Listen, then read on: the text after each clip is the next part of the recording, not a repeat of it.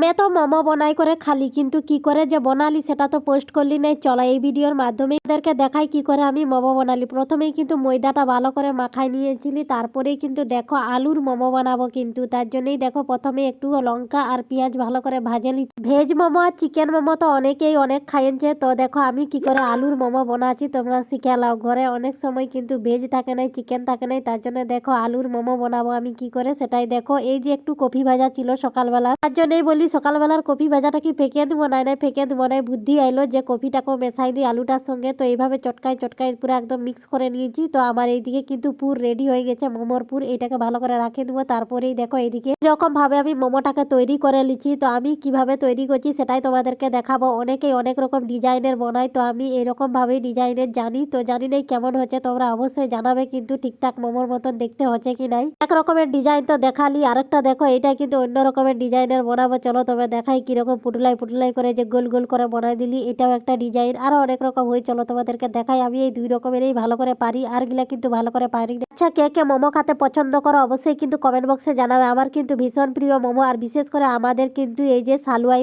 যে মোমোটা হই, বাবারে বাবা কি টেস্টি। নেপালিদের দোকানে দেখবে মোমো খাবে দারুণ টেস্টি বানায়। চাইনিজ খাবার তো তারাই তো ভালো করে বানাতে পারে, কিন্তু বাঙালি দোকানে অতটাও টেস্ট হয় নাই, মোমোটা করতে পারে নাই টেস্ট, কিন্তু চাইনিজ দোকানে হেভি লাগে। কিন্তু থেকে বিখ্যাত মোমো বানাই হচ্ছে খড়গপুরের সালুয়াতে, দারুণ টেস্টি। কেউ যদি খেয়ে থাকো তারা তো অবশ্যই জানে, আর কেউ যদি না খেয়ে থাকো, যদি আশেপাশে কারো ঘর হয়, তাহলে অবশ্যই কি খড়গপুর সালুয়াতে চলে যাবে খাতে। মোমোর টেস্ট কিরকম আর স্যুপের টেস্ট কিরকম সেটা বুঝতে পারেন যাবে। আমাদের সঙ্গে গল্প করতে করতে তো আমার অনেকগুলা মোমো বানানো হয়ে গেছে। চলো এভাবে এগুলা ভাবতে দিব কিভাবে। দেখো আমি কিন্তু কড়াইয়ে জল নিয়েছি, তারপরে একটা কড়াইয়ের মধ্যে একটা স্ট্যান্ড নিয়েছি, ছোট ছিদ্র করা থালা বাটি আমার কাছে ছিল না, তার জন্যই দেখো আলু চুলাটার উপর বসাই নিয়েছি, মোমোগুলা দিয়ে দিচ্ছি আর ঢাকা দিয়ে দেবো। ঢাকা দেওয়ার পরেই কিছুক্ষণ পরে দেখো আমার মোমো পুরো একদম তৈরি হয়ে গেছে।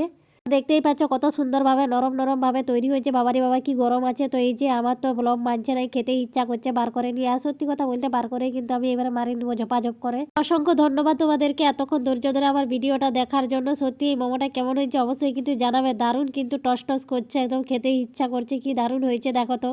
তারাও কিন্তু এভাবে ঘরে বানাতে পারো, একদম সহজ পদ্ধতিতে মোমো। দেখো একদম কি সুন্দরভাবে করা হয়েছে, এরকম ভাবে বানাই আর খেতে পারো, চট জলদি করে আর খাইলো। ভিডিওটা যদি তোমাদের ভালো লাগে অবশ্যই কিন্তু লাইক কমেন্ট শেয়ার করে দিও। আজকের মতো ভিডিওটা এখানেই শেষ করছি, পরবর্তী ভিডিও আরো কালকে নিয়ে আসবো। সবাই সুস্থ থাকবেন, ভালো থাকবেন। যদি ভালো লাগে তো একটু পেজটা ফলো করে দিও। Tata, bye bye.